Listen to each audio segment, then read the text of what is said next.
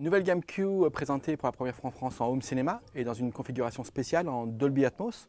On vous présente aujourd'hui donc un système 7.2.4 totalement équipé donc sur la gamme KEF Q qui est notre nouveauté de cette année. Toute la gamme en fait tourne toujours autour de la même technologie UniQ déclinée en termes de taille suivant le format de l'enceinte.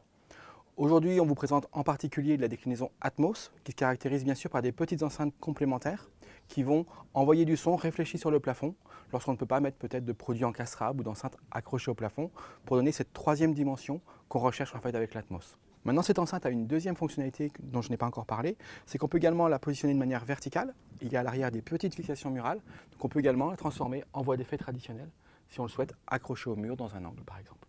Le Dolby Atmos est une technologie assez récente et on essaie de la démocratiser en présentant des systèmes abordables. La gamme Q est en fait composée de produits qui vont de 450 à 1550 € la paire. Et en l'occurrence, aujourd'hui, les enceintes qu'on présente en Atmos valent 500 € la paire. Le système qu'on présente ici, en fait, je vous ai dit, est un 7.2.4, c'est-à-dire que vous allez avoir les 7 enceintes traditionnelles qui consistent en avoir une paire d'enceintes centrales, une paire d'enceintes principales, pardon, la Q950. Qui est complétée par une enceinte centrale, la Q650. En voie d'effet latéral, nous avons des Q750 et en voie d'effet arrière, nous avons les mêmes des Q750.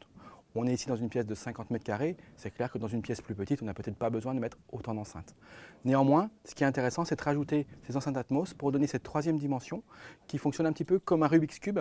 C'est un peu le principe de l'Atmos, de créer des objets sonores permettant d'avoir vraiment une grande liberté de création pour le réalisateur et pour les ingé-sons qui vont permettre d'avoir une sensation vraiment en 3 dimensions autour de soi, comme dans des films comme Gravity par exemple, où on va être totalement au sein de l'action et pas simplement spectateur basique au milieu. Là vraiment l'idée c'est d'avoir une perte de repère au niveau auditif pour créer une vraie ambiance. Bien sûr, pour épauler en fait un système de cette qualité, on a besoin de caissons de basse. En l'occurrence, nous lançons une toute nouvelle série de caissons de basse qui s'appelle la gamme Cube, K-U-B-E, et nous lançons ici le produit d'intermédiaire qui s'appelle le Cube 10. Cette nouvelle gamme en fait se base sur ce qu'on a fait comme recherche sur la LS50 wireless, en particulier par l'usage de DSP.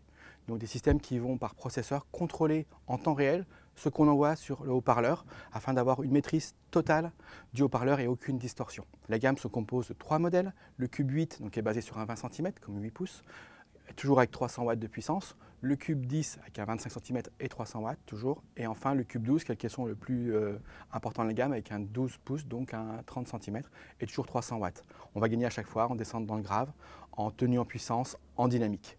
Les caissons sont en train de sortir donc à la fin du mois d'octobre, ils seront disponibles sur le marché et pour simplifier le débat, on a le choix entre du noir ou du noir, comme ça les choses seront très claires. Le Cube 8 est à 550 € TTC pièce, son grand frère donc le Cube 10 à 650 et enfin le plus ambitieux, le Cube 12 est à 750 € pièce.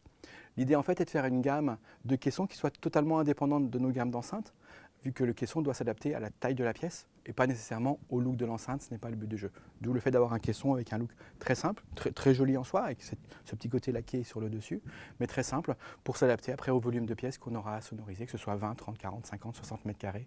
Petite particularité, c'est que les DSP servent pas simplement à maîtriser la puissance, mais également il y a des petits programmes enregistrés permettant, suivant la position du caisson, s'il est contre le mur, dans un angle ou plutôt de manière libre, d'avoir des équalisations différentes qui vont permettre vraiment d'adapter la réponse du caisson à la pièce, ce qui est essentiel sans avoir besoin de faire des paramétrages très compliqués dans l'ampli.